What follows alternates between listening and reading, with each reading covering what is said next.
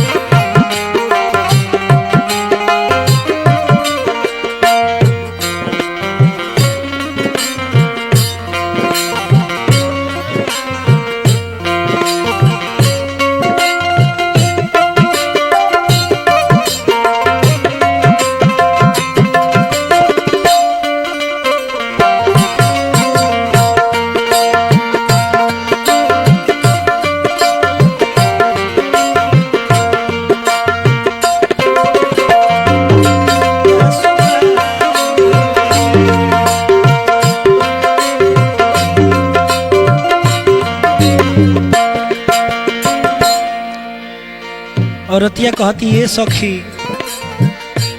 खाली पी के 24 घंटा टूल रहता मंच पर जब जाता देखनिया कल राते एगो वीडियो है सखी मंच पर जाता तो म्यूजिशियन से कहता कि देखो हम गावे के स्टार्ट करत नहीं तू लोग सुर पकड़ ली हलो और रोज 2-3 बजे सुबह आवता 2-4 गो 10 टकिया लेके आ सेज पर बैठ के खाली गिनो तारे जकी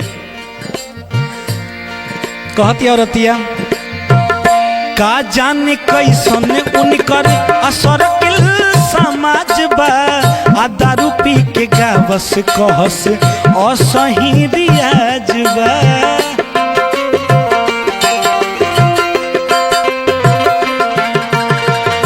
का जाने कैसन उनकर असर किल समाज बा दारू पी के गावस कहस असही रियाज बा।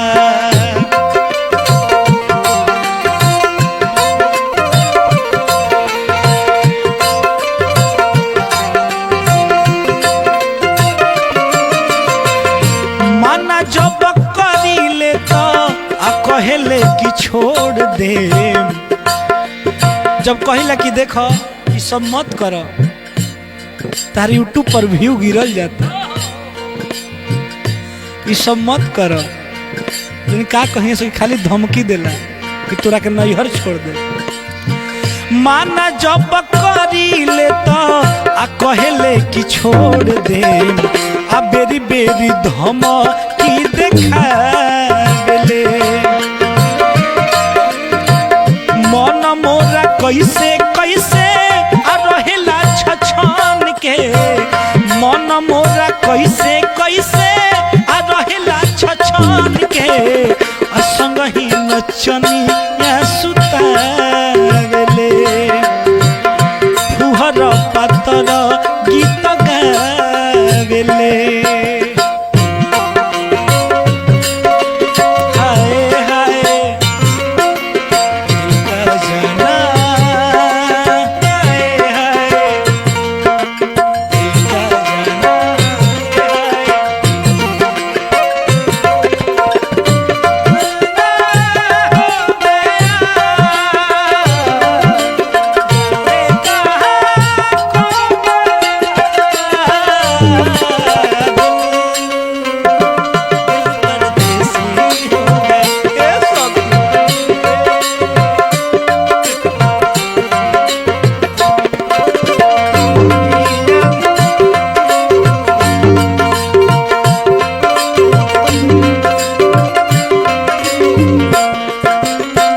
कहती औरतिया ए विजय भैया कहती है ये सखी खाली खेत बेच बेच के कहता कि हे कंपनी से म्यूजिक आवता है, कंपनी से कैसेट आवता, लेकिन सब पैसा दारुए में जाता है सखी। डांसर के नया नया ड्रेस खरीदता है। औरतिया क्या कहती है खेत बेची बेच के कैसेट करावेले अब बाबूजी के पैसा कुल्ही अब पानी में बहावेले।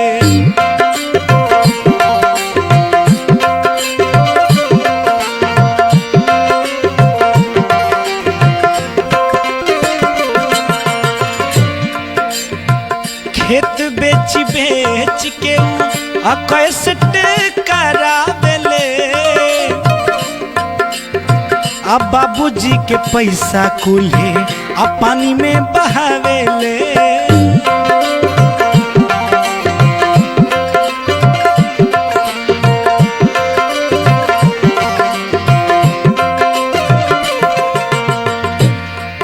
देखी ला सखियो हिंदी गाना जोन गावेलन स गायका बा कतना नॉर्मल रहेलन स, लेकिन ई हते हते बार रखले बड़े सखी हीरो बनत रे कि बड़े बड़े बाल औरी हाथवा में अंगूठी, बड़े बड़े बाल औरी हाथवा में अंगूठी अगरवा में लॉकेट चमकावेले। अपने कहेले हई बड़का गवैया, अपने कहेले हई बड़का गवैया हारमोनियम न तनी को बजावेले फुहर पातर गीत गावेले।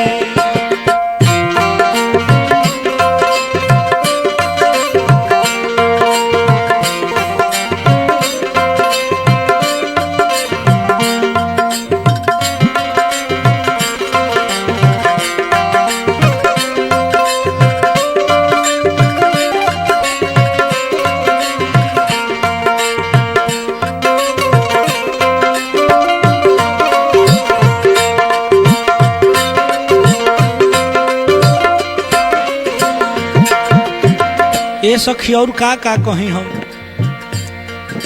कहने की फगुआ में तनी गाँव आई तो अले तो हमार माई कहलस कि ये दामाद जी तनी वो गीत सुनाई ना, तो कहे लगल ये सखी रौरा लाइक गनवे नहीं का हम सुनाए। तो हमार माई कहती कि तब कहे कथी गाना गावेले जब सुनही लायक नहीं। औरतिया कहतिया परब त्योहार में रहेले घर के बहरी आ सब कर मरद आवे आ छोड़ी छाड़ नौकरी।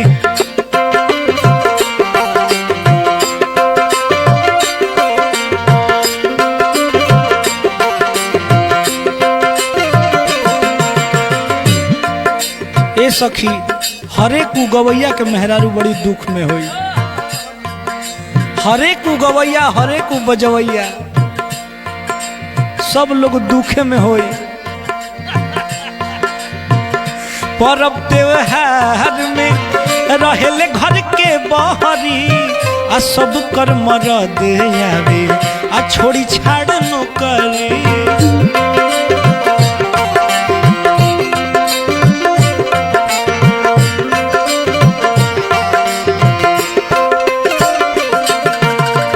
उतने ना विजय भैया गुड्डू भैया के मेहरारू रहत रहन हैदराबाद, तो भौजाई कहस कि कहिया आवत नहीं, तो अभी रहे तो 2-4 गो तनी भोजन के कार्यक्रम बड़ी सब बादे में आवल जाई।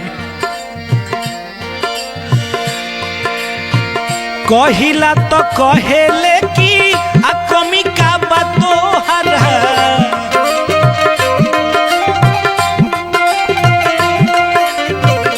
बताओ तारा का कमी बा। कहले ए सखी कि मैं आवत तनी 20 टकिया 10 टकिया तू ही गिन तरु साथे बैठ के बुझाला कि लक्ष्मी जी के छू रहल बनी जा। कहेला तो कहेले कि आ कमी का बातो हारा आ झूठा हूँ के प्यार उ देखा ले।